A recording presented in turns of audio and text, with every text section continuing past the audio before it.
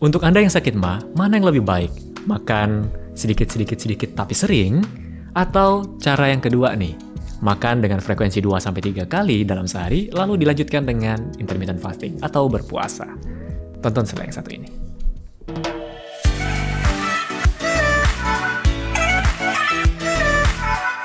Halo Sobat Sehat, jumpa lagi dengan saya Dr. Sung. Nah, di video kali ini saya akan melanjutkan dari video saya yang sebelumnya. Kalau yang sebelumnya saya membahas, jadi saya preview dulu ya. Di video-video sebelumnya nih, ya termasuk di Reels Instagram saya pernah membahas ada satu video yang berkaitan dengan diet. Jadi mana yang lebih efektif untuk menurunkan berat badan? Jadi Anda makannya sedikit tapi sering. Jadi dalam satu hari itu Anda bisa makan 5-7 kali. Atau pola diet yang kedua nih, Anda konsumsi makanan dengan frekuensi 2-3 kali dalam satu hari, kemudian Anda lanjutkan dengan intermittent fasting. Nah, penjelasannya sudah saya bahas di video sebelumnya. Silakan Anda cek. Atau buat Anda juga yang belum follow Instagram saya, silakan follow di sini, dr.sungadi. Oke? Kemudian dari pembahasan tersebut, ada 2 pertanyaan yang paling sering. Yang pertama berkaitan dengan masih lapar dok kalau makan cuma 2-3 kali sehari. Saya biasanya nyemil dok. Nah, untuk nyemil sehat, silakan tonton video saya yang ini. Kemudian di video kali ini yang saya bahas adalah pertanyaan keduanya, yaitu berkaitan dengan sakit mah.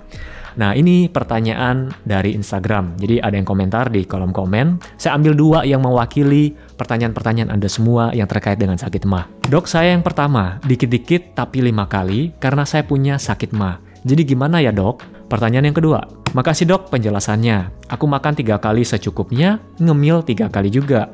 Ada sakit mah, kalau telat makan atau sakit, kalau telat makan, sakit. Baiknya gimana ya dok? Thanks ya dok. Oke, jadi, nah sekarang kita bahas dulu sakit mah itu sendiri.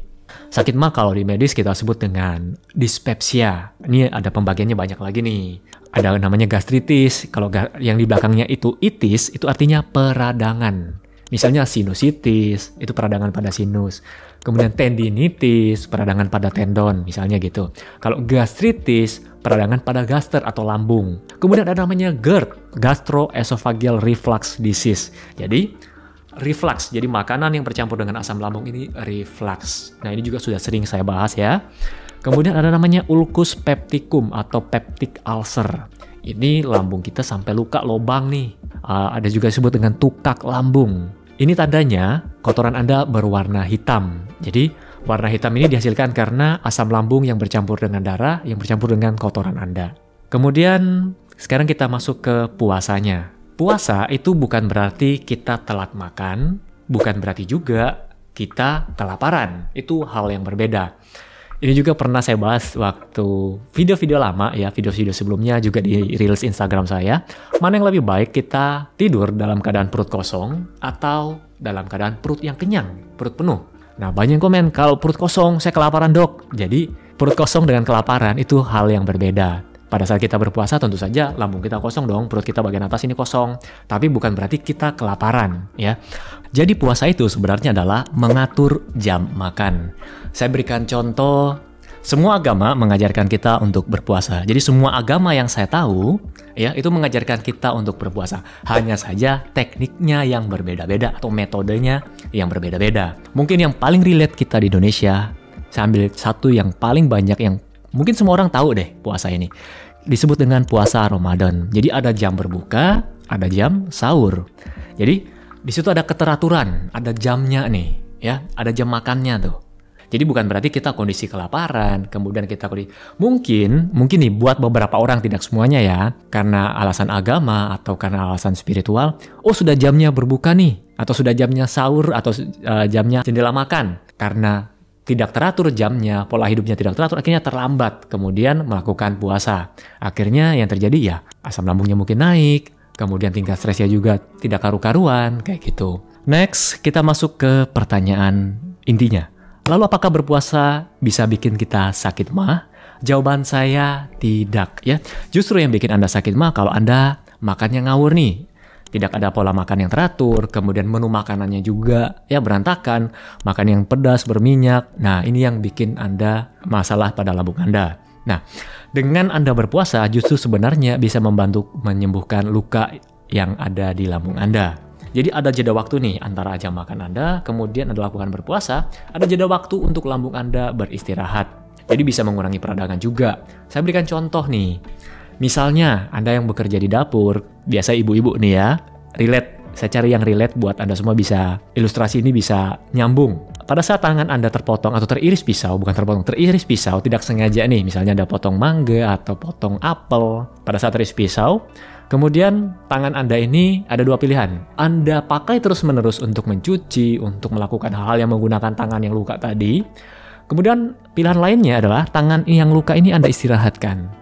Mungkin Anda pakai tapi seminimal mungkin. Mana yang lebih cepat sembuh? Tentu saja yang Anda istirahatkan. Kalau Anda terus-terusan pakai, lukanya mau nutup, kebuka lagi. Lukanya mau menutup, kebuka lagi. Kan gitu ya? Ya, ini sama juga dengan organ di lambung kita. Kalau kita terus-terusan makan, ya yang sudah luka tadi, mau sembuh, kemudian Anda paksa lagi untuk kerja lagi, dia harus makan lagi. Ya, kemudian, ini ada pertanyaan nih. Siapa di sini yang kalau lagi puasa, ya, saya ambil contoh lagi yang paling relate ya, puasa Ramadan. Siapa yang pada saat berpuasa justru lambungnya enakan atau mahnya enakan? Silakan komen di bawah. Saya banyak sekali dapat yang seperti ini. Mereka ngomong nih, kalau saya pas bulan Ramadan, saya sehat dok, badan saya lebih segar, lebih fit. Kemudian lambung saya tidak kumat. Tapi kenapa ya kalau sudah selesai, justru asam lambung saya naik lagi? Nah itu, ya, karena ada keteraturan pada saat Anda berpuasa. Kemudian pertanyaan berikutnya, pertanyaan kedua nih, jamnya bagaimana dok kalau saya mau mulai melakukan intermittent fasting? Nah, buat Anda yang belum pernah melakukan puasa, Anda bisa lakukan mulai dari 12 jam dulu, ya, naik perlahan. 12 jam itu sama seperti kita ingin periksa darah ya. Jadi kan kita disuruh berpuasa 8-12 jam, kemudian kita ambil darah. Kurang lebih sama kayak gitu, ya. Jadi Anda boleh mengkonsumsi air putih, tapi Anda tidak mengisi makanan atau bahan makanan yang mengandung kalori. Kemudian tiap orang juga akan berbeda ya tentunya hasilnya. Jadi Anda bisa mulai dari 12 jam, kemudian naik perlahan. Jadi jangan Anda tidak pernah berpuasa, kemudian saat Anda dengar video ini, oh intermittent fasting itu bagus, Anda langsung puasa 20-24 jam. Ini dia. Yang ada badan Anda akan kaget karena terbiasa Anda isi makanan ya 5-7 kali sehari, tiba-tiba Anda stop. Ini akan membuat badan Anda juga kaget. Kemudian berkaitan juga dengan sakit MA. Ada lagi nih yang anggapan kalau penyebab sakit MA itu karena asam lambung yang terlalu asam. Ya, atau asam lambung yang terlalu banyak. Ya, pada akhirnya Anda mencari obat-obat seperti golongan TPI, kemudian H2 blocker, kemudian antasida. Saya tidak sebut merek-mereknya ya. Jadi ya, Anda cari sendiri deh H2 blocker itu apa, PPI itu apa, nanti keluar yang biasa Anda minum. Sebenarnya nih, tubuh kita yang normal, lambung akan menghasilkan cairan HCl atau asam lambung dengan pH 1,5 sampai 3. Jadi ada literatur yang mengatakan sampai 3,5, ada literatur yang mengatakan sampai 2,5, which is ini sangat asam ya. Mungkin buat Anda yang pernah makan ketelan duri ikan deh. Apakah setelah ketelan duri ikan, kemudian Anda buang air besar, hasilnya duri ikan ini akan keluar juga dalam bentuk duri ikan? Tentu tidak kan, dia akan hancur karena kena asam lambung kita. Ya, jadi tujuannya apa sih asam lambung kita ini sangat asam? Nah, yang pertama untuk mencerna makanan. Jadi kita makan ayam, kita makan ikan, kita makan telur, tempe, semua makanan yang mengandung protein, kita kunyah, kemudian kita telan masuk ke dalam lambung kita. Dengan suasana yang asam, ya, dengan adanya HCl atau asam lambung, ini akan membreakdown protein tadi menjadi bagian yang lebih kecil lagi yang kita sebut dengan asam amino. Kemudian dengan adanya asam lambung juga, ini akan memberikan sinyal untuk pankreas kita menghasilkan enzim-enzim pencernaan. Mungkin kalau ada yang sering ikuti video saya, pankreas ini menghasilkan insulin. Jadi pankreas juga merupakan jadi kelenjar endokrin dan kelenjar eksokrin. Kalau kelenjar endokrin, dia menghasilkan insulin. Kalau dia kelenjar eksokrin, dia menghasilkan enzim-enzim pencernaan. Ya, nah dia bisa menghasilkan enzim pencernaan kalau suasananya asam. Jadi, di video reel saya juga, saya pernah membahas kalau obat MA tidak menyembuhkan penyakit lambung Anda. Ya, jadi buat yang ingin tahu lebih lanjut, silakan cek deh Instagram saya. Kemudian, kita bahas lagi fungsi dari asam lambung yang selanjutnya adalah sebagai barier atau pertahanan tubuh. Jadi asam lambung ini berfungsi untuk membunuh mikroorganisme patogen seperti virus, kemudian bakteri, jamur, parasit lainnya ya. Karena setiap hari kita mengkonsumsi makanan, belum tentu semuanya higienis. Tidak mungkin 100% bisa higienis. Bisa kecolongan kita, misalnya kita makan di tempat makan atau di restoran, pada saat makanan itu tidak bersih 100%, tapi kenapa kita tidak sakit perut? Karena asam lambung kita yang kuat bisa membunuh patogen tadi. Lalu asam lambung juga membantu untuk asam empedu ya yang diproduksi oleh liver kemudian dikeluarkan melalui saluran empedu. Tujuannya adalah untuk mencerna atau untuk absorpsi menyerap vitamin A, D, E, dan K atau vitamin-vitamin yang larut dalam lemak ya. Oke, kemudian kita bahas apa saja sih yang perlu kita hindari pada saat kita lagi sakit MAH. Jadi kalau Anda yang punya masalah dengan MAH, ya, punya masalah dengan asam lambung juga, yang pertama yang perlu Anda hindari adalah makanan yang tinggi gula dan tinggi karbohidrat. Karena ketika asam lambung Anda jelek, tidak bisa mencerna dengan baik, akhirnya apa yang terjadi? Makanan tersebut lama sekali di lambung Anda, difermentasi, muncul gas, ya. Kemudian makanan yang pedas, kalau ini saya rasa semua orang sudah tahu, karena pada saat sakit MAH jangan mengkonsumsi makanan yang pedas. Kemudian makanan-makanan yang terlalu banyak minyak, makanan-makanan yang digoreng, ultra processed food, ya. Kemudian produk-produk susu, dairy product, ya, susu komersial kalau saya bilang. Kemudian perokok, alkohol juga, lalu buah-buahan, golongan citrus. Jadi pada saat akut, hindari dulu konsumsi buah golongan citrus. Nah, sekarang apa yang perlu Anda lakukan ketika lagi sakit MAH nih? Nomor 1, kelola dulu stres Anda. Karena banyak yang sakit MAH, panik duluan. Cari dokter yang bagus, cari obat yang bagus. Padahal yang pertama Anda lakukan adalah hindari dulu deh hal-hal tadi yang sudah saya sebutkan. Jadi jangan panik duluan. Ya, kalau sudah panik duluan, istri Anda marah atau suami Anda marah, kemudian anak juga dimarahin. Ini bikin ketika Anda marah, ini juga akan memperparah kondisi MAH Anda yang sedang sakit. Kemudian yang kedua, mindfulness eating. Nah, mindfulness eating juga sudah pernah saya bahas di video sebelumnya. Ini dia. Silakan cek di situ. Atau versi singkatnya, silakan kunjungi Instagram saya. Yang kedua adalah mindfulness eating. Kemudian yang ketiga adalah konsumsi makanan yang mengandung zinc, kemudian magnesium, kemudian vitamin D. Jadi sumber-sumbernya sudah pernah saya bahas juga untuk materi zinc sendiri, magnesium sendiri, vitamin D sendiri sudah pernah saya bahas ya, silakan tonton sebelumnya. Kemudian cuka apel. Nah, cuka apel ini caranya gimana? Anda bisa konsumsi 1 sendok makan, Anda bisa campur dengan 200 sampai 250 cc atau mililiter ya, air mineral atau air putih. Kemudian Anda konsumsi sebelum Anda makan.